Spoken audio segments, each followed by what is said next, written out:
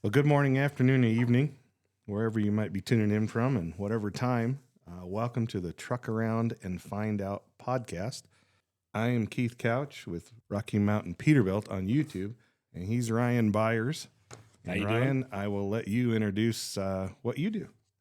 Oh, good morning and good afternoon, evening, wherever you're tuning in from. As Keith said, I am the owner of Front Range Compliance DOT University, and we are just a DOT safety management company. And today we got a guest on. I'm pretty excited to introduce Nicole Hall. Nicole, how are you doing today? I'm doing good, thank you. Good, good. So Nicole is the director of compliance programs here at Front Range Compliance Services, and I've asked her to kind of join us today so we could get in and kind of talk about the stuff that's going on with the DOT medical card. Nicole, there's a lot that has happened as of recently with some of these medical cards, and you're kind of running into daily challenges with that. You want to tell us just a little bit about some of the challenges that you face each and every day? Yeah, well, definitely, especially with the new med card update that came out in June of 2025, there is different issues across the entire United States.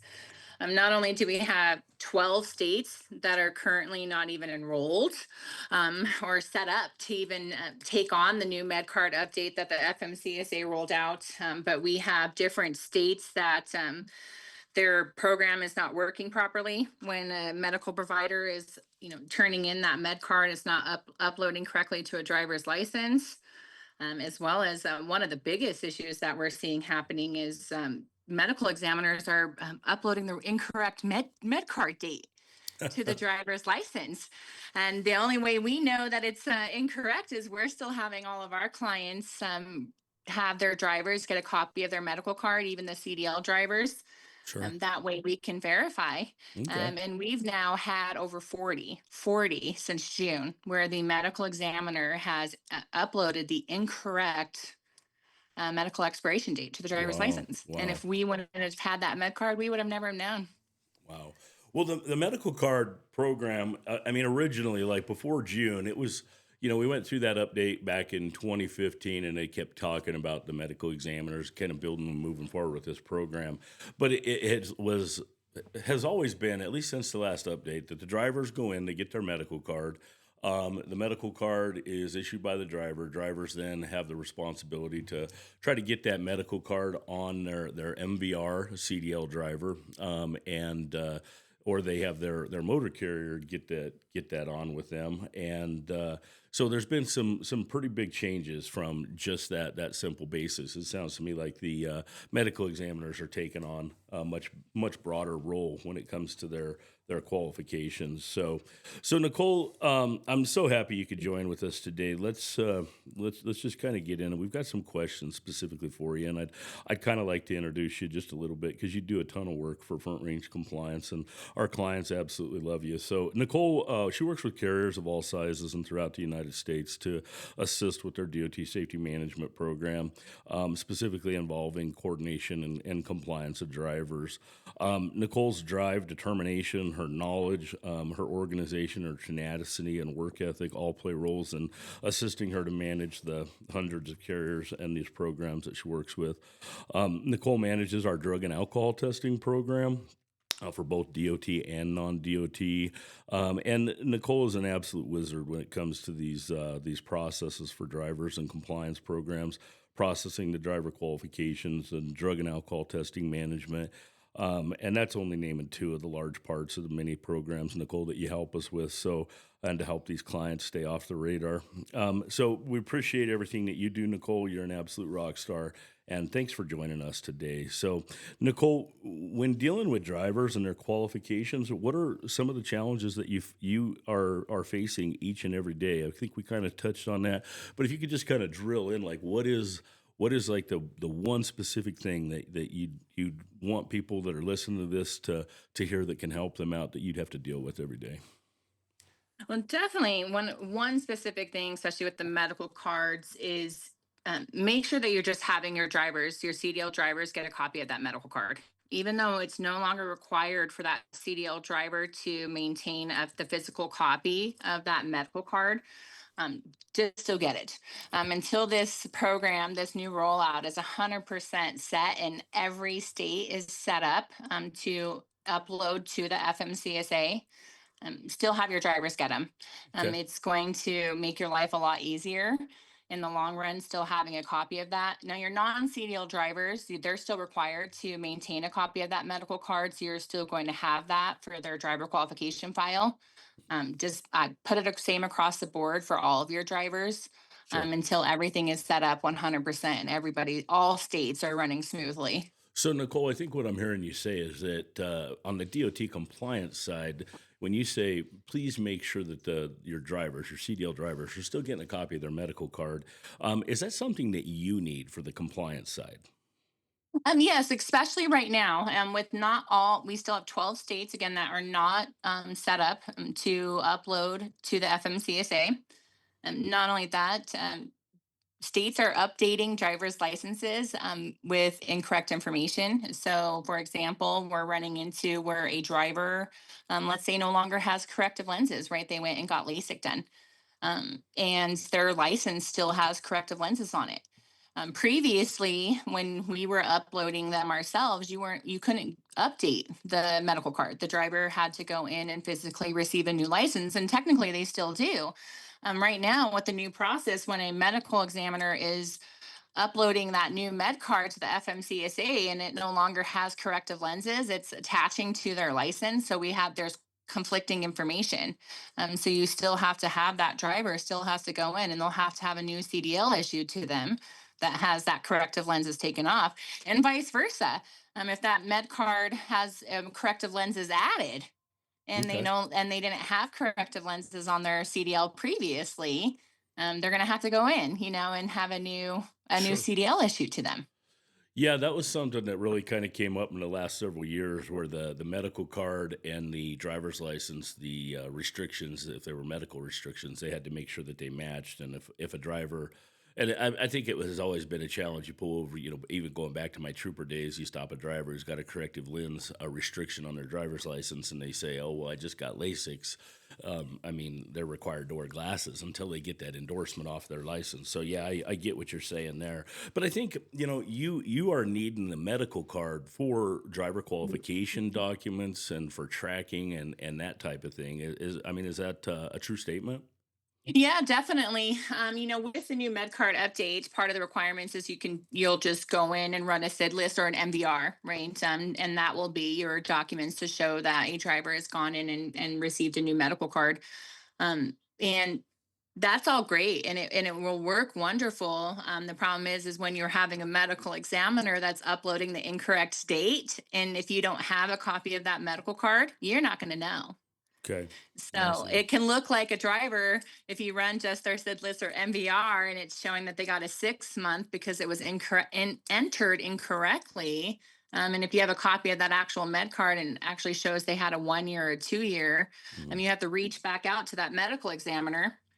They have to re-enter everything back up to the state, and then you're going to have to run a new SID list or MVR. Wow. Seems like a lot of communication is going to be needed with this new process. And I know you sometimes have some struggles communicating with, clients, drivers, or you don't have the struggle communicating. I think I see tons of communication from your end, but a lot of the struggle sometimes is the communication coming back from others. And I think just with the changes with this, there's definitely some additional communication to try to help make sure that the motor carriers and drivers are aware of these programs. So, what are you kind of doing to try to keep these topics active and relevant with the clients and with motor Yep. carriers? Yeah, so we're letting our clients know can on a weekly, monthly basis, where their drivers are currently at with their driver qualification items, and then all the new updates we're letting our clients know monthly. Okay. We're continuously staying in communication, as well as if we're receiving a medical card for a driver that is in one of the 12 states that are currently have not implemented the new medical upload information, and we're letting them know like, hey, your driver is going to have to go in and update their medical card themselves, since that state is currently not enrolled in the implementation process. Okay. So sounds great. You also have we've also put out some communications and we'll make sure that these forums are available through the websites and through our business. But the update, the medical card update 2025, we put out some information and stuff on there. And if you have questions or anything like that, you can download this form. But you can also reach out to us or at Nicole directly. Her direct work contact phone number is going to be 970-646-1050. If you do have some struggles with your medical cards, please reach out to us. So she'd be happy to help you kind of with that. So, all right. Well, let's kind of talk a little bit about this one of the misunderstandings I think with this new process, and I think one of the biggest misunderstandings with medical cards is going to be that non-CDL driver situation. So, Nicole, can you talk a little bit about the CDL versus the non-CDL driver, and do non-CDL drivers need a DOT medical certification? Yeah, so the CDL drivers, they're still going to be required to have, that medical certification. They're just no longer going to be required to physically carry it with them. Since it's going to be electronically transmitted, the FMCSA will have that electronically transmitted for CLP applicants and CDL holders from the FMCSA's National Registry. So Okay. that will get automatically uploaded electronically. Now, your non-CDL drivers that are operating those commercial motor vehicles that have the med cards, they're still going to have to maintain that physical copy with them. Okay. Since that information is not going to be electronically transmitted by the FMCSA to the states. I So got they're you. going to still have to carry that, and the companies are still going to have to make sure that their non-CDL CMV operators that have those med cards, that they're still keeping them on their person when they're operating. Okay. Well, I know here, like here in Colorado, we have that the way the state of Colorado adopts the rules and regulations for non-CDL drivers.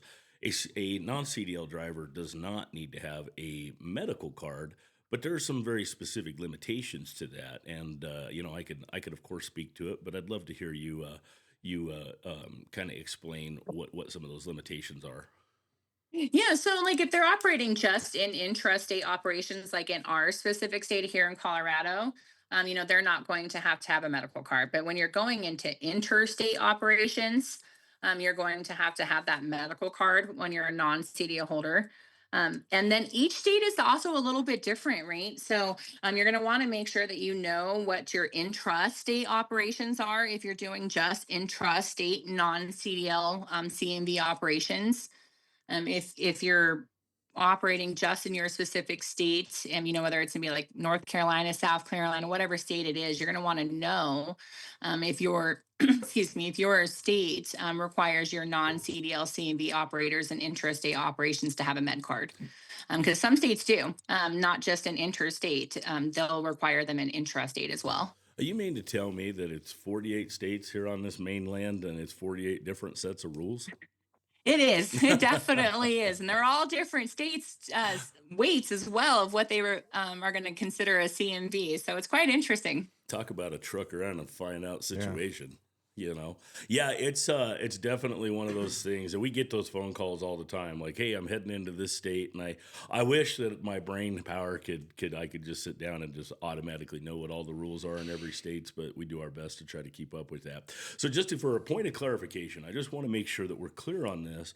You had mentioned some interstate, some intrastate. So I just kind of want to clarify interstate for those of you who just sometimes get those words mixed up. Interstate means that you have a trade that originates either within a state and then terminates in another state. That's going to be the general option. And I think interstate also catches some people up and off guard because interstate can also be 2 points within a state, but you travel through another state. But the big one, and Keith, maybe you have some experience with this, is when a trade or a traffic originates in another state, but it comes to Colorado, and then you have point to point transport in Colorado because that finished product has to make it to its consumer. And I'm thinking maybe if might happen with you if somebody ordered a truck and the truck comes to you and it's supposed to go to ABC Trucking and you have to grab it and deliver it to them or Hmm. something like that. We see a Yeah. lot of that with like container shipments and things. The two biggest ones that I could tell you, hey, these drivers I know have a DOT medical card. That's going to be your FedEx or UPS driver who are just driving around delivering packages in your neighborhood. Even though those are non-CDL people, their loads are a continuation of their interstate trip, and they do have to have a DOT medical card for that, so they don't get to claim the Colorado intrastate only adoption that allows non-CDL people to. Are they Amazon driver guys too? Well, Amazon's kind of interesting because when it comes to the interstate thing, it says that if the trader traffic is terminated in Colorado, then the next movement would be, if that stays within Colorado, that would be intrastate. So Amazon, with all their warehouses, and they store everything and then they break it up and ship it. So I guess certain aspects maybe, but I haven't dived deep into Amazon stuff. I would say everything that they're shipping from their warehouse would probably be truly intrastate. But their truckload options and stuff like that of hauling commodities Right. between warehouse, of course, yeah, we definitely got some interstate there. So perfect. All right. So with the medical certification, Nicole, the CDL drivers are being processed, and the information is now being coordinated by the medical examiner directly to the state. So I think what I'm gathering from you is that they've kind of removed that requirement that the motor carrier or the driver have to specifically upload their medical documents into the system. Is that a correct statement? Yes, that's correct. Except for the 12 states that have currently not implemented the new medical Of course. examiner feature. We're still going to have to make sure that those are uploaded to the state directly from the driver, or the motor carrier needs Okay. to. The other states that have already implemented it, the medical examiner, they will be the one that's going to electronically submit everything to the FMCSA, and then the FMCSA, they will turn that into the state driver's license agency. Okay. And just So for that way it perfect. will show up on that motor vehicle report. Okay. And just for point of clarification, we are talking about the CDL driver. The non-CDL driver does have to carry their medical card with them. So, Yes. Nicole, just Yep. off the top of your head, can you name some of those states that people need to be aware of? Yeah, for the 12 states that are currently not enrolled, that we're going to have, and be like Alaska, California, Florida, Iowa, Kentucky, Louisiana, New Hampshire, and New Jersey. And then the last four are New York, Oklahoma, Vermont, and Wyoming. Okay, I'm trying to take notes here so I can remember it. Nicole, you just blew me away. I didn't think you'd name all 12 of them that easy, but hey, good job. Of course, I would expect that from you. Perfect. So if you're from one of those states that just got named, be aware that your state is kind of lagging, jumping on board with all this. It is going to be coming down, so just be familiar. Make sure you Well, familiarize yourself with these programs. Well, in the FMCSA, for the states that have not implemented the NR2 update, they granted a waiver allowing the interstate commercial, the CDL holders, and CLP holders, and the motor carriers to keep having that paper copy, to rely that as proof of the driver's medical card for 60 days after that certificate's issued. And that waiver is effective until, I think it's like 3 more weeks, like October 12th. Okay, I got you. So So it'll probably get extended because it's already been extended twice. okay. So obviously, federal government, they come out, they create a new rule, some new legislation, how they're going to do stuff. So obviously nothing's going to go wrong. It's going to run perfect, just like every new program that gets released from the federal government. So now that we have doctors, medical examiners are required to do the uploads for these medical cards, how are things going? I mean, is it running smoothly? No, no, not at all. I mean, a lot of them are going smoothly. We're not having a lot of issues, but we're having definitely some issues. The biggest issue that we're having is the incorrect date is being uploaded. And the next issue that we're having as well is if anybody has any waivers, right, that they didn't have before. You have to make sure that like whether it's a seizure waiver or any waiver, that information gets added. And so those are things that motor carriers need to make sure that they're looking at on the motor vehicle report, to make sure to see if any waivers were added under that medical examiner's information, as well as, like the corrective lenses, hearing aids, things like that, that weren't originally like restrictions on the license or are no longer restrictions. Okay. So, and as well as not every state reports out medical information. So, like Arizona, for example, on their motor vehicle report, it doesn't show the expiration date. Okay. So, I'm not. They haven't really came out and said how that one is going to happen. Whether the state driver's license agency is going to be updating the SIDLIS motor vehicle reports to report that information. Okay. So And when then these you want to guys, make sure too, like some states, you have to be um, signed up within that state system as well to even receive the access to CDL information. Like like Utah, Washington, and Pennsylvania, Wyoming, just to name a few. Your company has to make sure that they're registered with those states through whatever program you're running your motor vehicle reports through, so that when you pull the MVR, you're actually getting a CDL MVR that Okay. shows the medical examiner information on it. So that MVR, I kind of got a question here down just a little ways here that I had wanted to ask you about those MVRs, but I think Keith was going to jump in and it ask you a question here, though. just a quick question is, since these medical examiners are now having to upload this, are the exams costing more? So I have not seen that actually. No. The only thing that I have seen is if we do have a correction that needs to be made, where whether for example, I have seen where a medical examiner has accidentally marked corrective lenses, but the driver doesn't have them at all. And even on his long form, it shows that he wasn't wearing corrective lenses during his exam. You have to wait. Like when you call the clinic that they went to, if that medical examiner is not there, they're the only ones that is allowed to upload that med card. So, like if they're on vacation Mm. for a week or something like that, you have to wait till they come back to be able to get them to update the Mm. medical information. Okay. Wow. Wow. Okay. So how is it working when a driver doesn't have active management and tracking for their compliance programs, and a driver, they have their medical certification, they go and they get their medical certification on their own time? Are you seeing any struggles in that realm where drivers are kind of out taking it upon themselves to get their medical Yeah. certification? Yes, we are. So when we're doing like annual reviews right now, we are seeing some different medical examiner dates.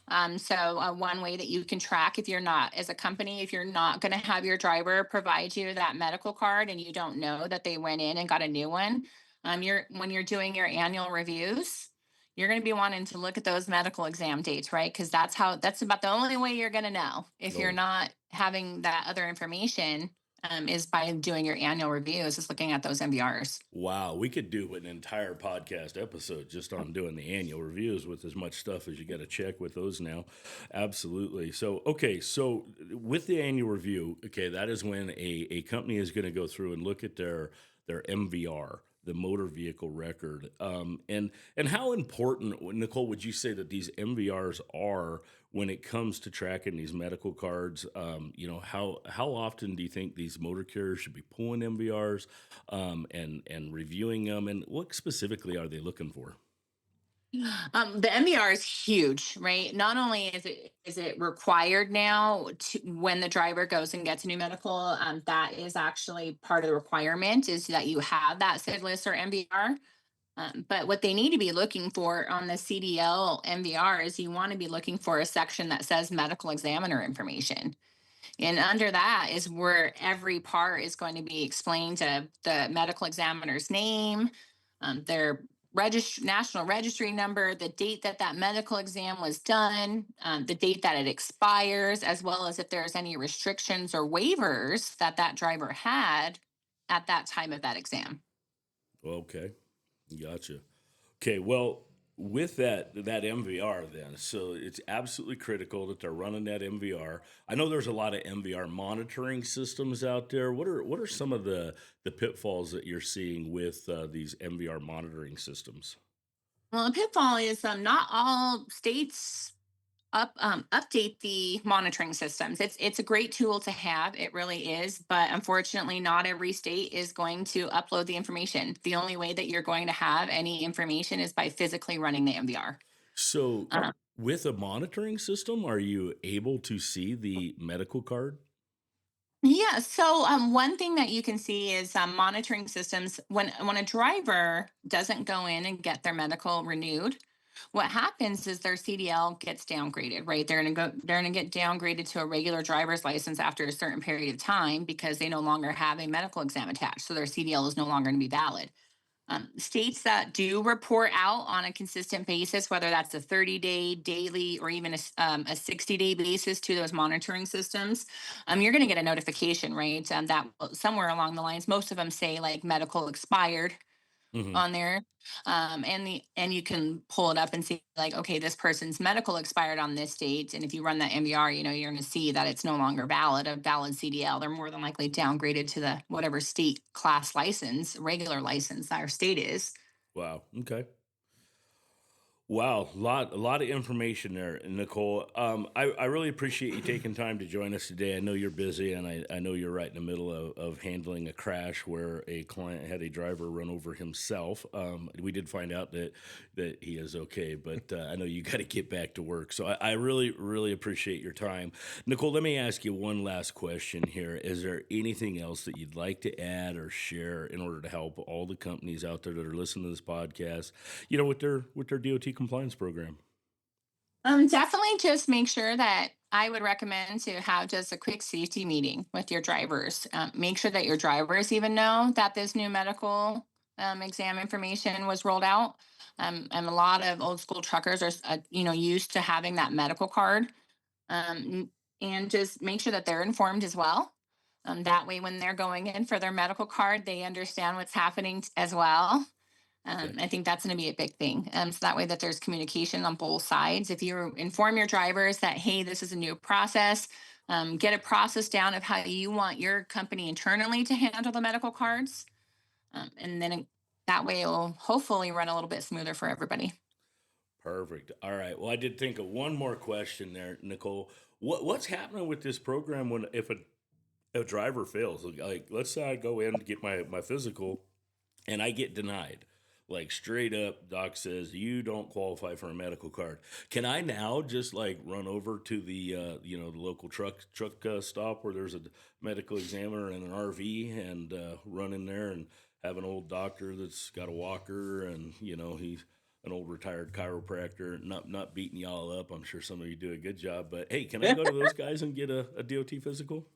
Well, technically that would be doctor shopping, but we haven't really run into that situation yet. The ones that we've had that have not passed, they've given them a certain time frame, right, to come back, and so those ones I have not seen those ones being transmitted to the state yet. Okay. Now, the only one where we've had where they were flat out disqualified right at that time, like they weren't even given a 45-day or 60-day or 30-day to come back in, whether it was for high blood pressure or something along those lines. Those ones are not being uploaded. Now, the one that we have seen where they were completely disqualified, that one did get uploaded to the state driver's license agency, and that CDL was downgraded. Wow. Okay. Well, that's sounds like the feds are on top of it and they're trying to get this program to work. I'm sure, just like the clearinghouse when it went live in 2020, when we had all kinds of problems with that. Hopefully, since the world's not in complete turmoil right now, that like it was with COVID and everything else when the clearinghouse first came out. So hopefully the government will get this thing all worked out. I have the utmost confidence in them. Wink, wink. Right, Keith? Yeah. Yeah. I'm sure they What could got possibly go wrong? I'm sure they probably have their absolute best. What and Ronald cheapest Reagan engineers. say? I'm from the government, and I'm here to help. Yeah, yeah. What was it in Armageddon? They talk about the that movie Armageddon, and just talk about all the lowest bidders, multi-billion All put dollar together by the lowest bidder. all put together by the lowest bidder. Fantastic. All right, Nicole, thank you so much for joining us. Just got to ask you real quick, do you have a truck around and find out topic for the day? Oh, that's a good one. I have too many. You have too many? You got to have, just pull one. Just pull one crazy Your situation. favorite one. Just give us one crazy situation without identifying a client or anything like that, of course. Yeah. Okay. How do I say that without identifying You just anybody? don't name the client. Um, Oh goodness. Okay, why don't you I tell mean, us about this well, driver that ran himself over this morning? or we could talk about, we've had a situation. We've actually had two situations involving sunflower seeds this year. I think people need Sunflower to put the seeds. sunflower seeds down. What? Um, Uh-oh. we've had a feller reach down to grab a sunflower seeds and on a straight road and somehow ended up in the river. Oh goodness. Just grabbing his sunflower seeds, have them on camera and everything. Wow. So, Well, but two yeah. sunflower incidents. I think that sunflowers need to be put away while they're driving. No. No, No. Keith's like, no, gotta have my seeds. No. All right, distracted driving, hands on the wheels, spit them out the window, or I don't know how you do it. I don't know. Oh. It could happen to anybody. You got a That's lot for more sure. trucks now coming out with automatics. That helps. They are. They are. Mhm. What about these self-driving options? I'd be a master at the sunflower seeds if I just Yeah. had the Super Cruise in my truck. And that's something we probably will do a podcast on in Oh, the I'm future sure because we I will. have seen them building those trucks, Ah. and you talk about thousands of miles of wire. It's Oh boy. unbelievable. Oh, I can't wait to hear about that. Well, one thing you should do a podcast on is it's up in Canada right now, but is the automatic roadside inspections that you can drive your truck into, and it's a computer that inspects it. That they're like Really? practicing right now. Yeah, I yeah, have it's not, pretty interesting. I haven't even heard of that. Yeah, I haven't Yeah, either. it's I up in don't. Canada right now. You can drive your truck into it. It's this company that's building these computerized roadside inspection Hmm. big old machines. Yeah. Really? Oh, Nicole, you stumped me. I'm Hmm. not aware of that. I'm supposed to know all these things. So wild. I didn't know anything about that either, but I'm going to find out. Absolutely. We're going to be looking into that one. All right. So I'm going to tell you that my TAFO, my truck around to find out for the day, is going to be talking about just the compliance surrounded by some of these medical cards. First off, invalidated certificates, that's going to be a big one that they're going to be looking for, since the feds can now access these databases. Some of the clearinghouse, they're going to access a federal database and check to make sure CDL drivers have their medical card. Your non-CDL drivers, you got to make sure that those medical cards are in their files. And I would also say to that this point, when it comes to the medical cards, stay with the same process of managing your own files. Have that driver always request a copy of the medical card. Have them get a copy of the long form. Make a copy. Don't trust the federal government's going to do the right thing. Nicole, you probably remember the situation, right, for a TAFO, and that's going to be that we were in the middle of an audit, and the auditor's like, you aren't doing any of the clearinghouse, and we're sitting there like, yeah, we are. We've got copies of them right here. And he's looking at our copies like, well, I don't have them. And he pulled up the entire wrong carrier profile in the clearinghouse, and we're in the middle of the audit, and he's about ready to slap us down for not having our paperwork. But what saved us was the fact that you and Tina and we had gone through and made sure that all those copies were in the file, and it really kind of backed us up. So don't depend on the federal government to do your record keeping for you. Definitely make sure that you're organized, you have everything put together. That way, if they get stuff wrong, you are still good to go and can keep running down the highway. So that's going to be my TAFO option for the day. Make sure you're up together with your paperwork, because if you truck around on that aspect, you will definitely find out. So perfect. Keith, what do you have? Anything over there? It's not really a happening or anything like that, but I did get a question, and customer of mine said, "Why does Rush not sell glider kits?" For you guys don't know what glider kit is, we used to be able to order in a new truck without an engine and a transmission, but everything else, we had a rolling chassis, and then you could install your own engine and your own transmission. For example, what was very popular was a Caterpillar. So you'd have the truck wired for a Cat engine, bring it in, anybody could put in their own engine and tranny and move on. And it was originally put out there for like accidents. Truck gets totaled, but the engine and tranny rear ends are fine. So you can swap those over to a glider kit is what they called those. And in the VIN number, it had 4 Gs. That's how you tell if it's a glider kit from the factory. It's got 4 Gs in the VIN all in a row. And Rush got away from that when EPA started kind of going crazy, I guess you'd say.